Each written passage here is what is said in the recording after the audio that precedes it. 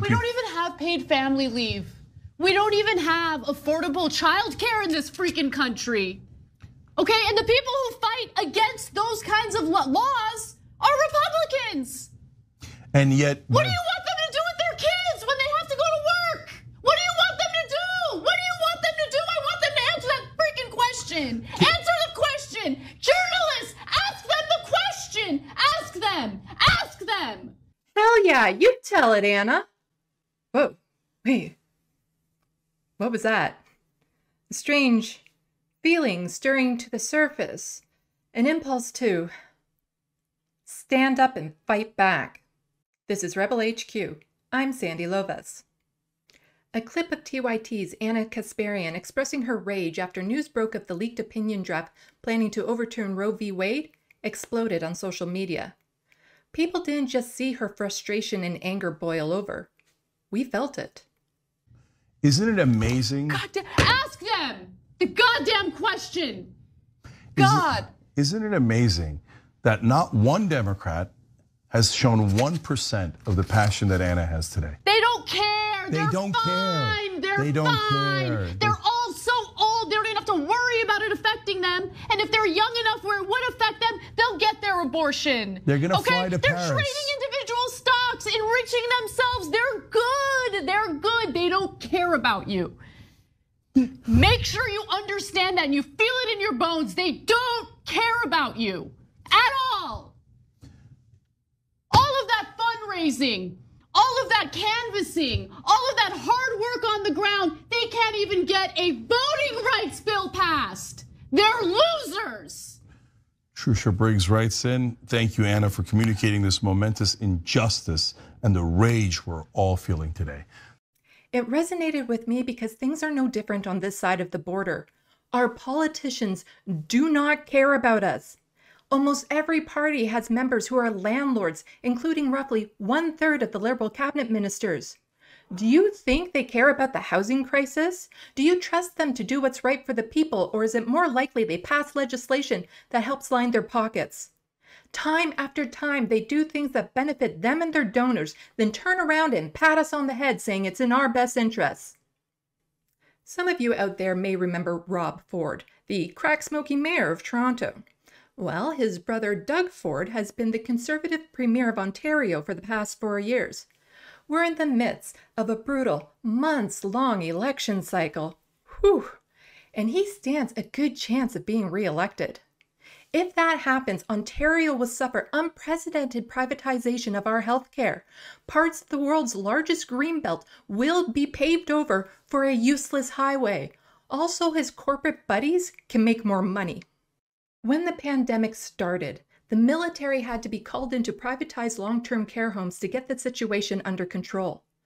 When they got there, they found 26 people had died from thirst. People unable to leave their beds, and all they needed was some water.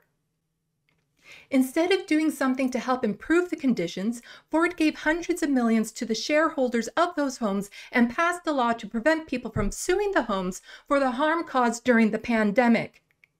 He's a monster, and people still don't get he doesn't care about them. He will let us die if that means more profits for his buddies.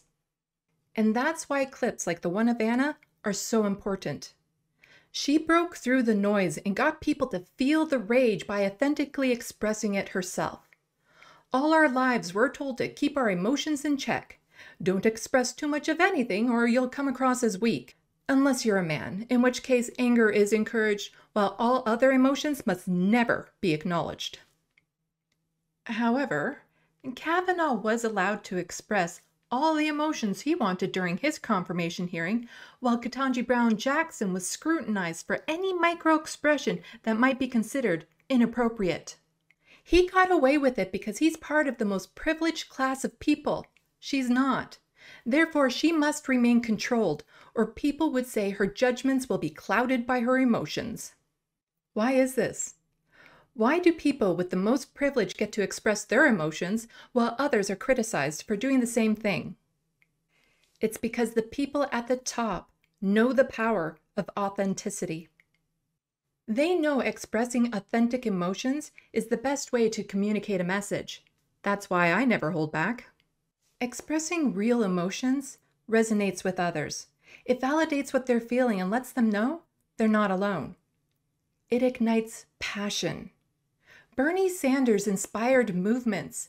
People who wouldn't have gotten involved did so because he is authentic. Expressing emotions doesn't make you weak, it doesn't make you strong. What makes you strong is what you choose to do with those emotions. Do you like these feelings of helplessness, frustration, and anger at the thought of Roe v. Wade being overturned? Then do something about it. Organize, protest. If you can't run for office, find someone who can. Spread the word on social media. Have uncomfortable conversations. Be prepared to put your bodies on the line because guess what? They already are. Now is the time to get our voices heard. We won't let our governments roll back our rights. Do what you can, when you can. So to all the politicians whose spines are comprised of the silver spoons shoved up your ass, know that we won't back down. We won't rest. We will make your life a living hell until you start serving the needs of the people who elected you instead of the wants of the corporations and wealthy few.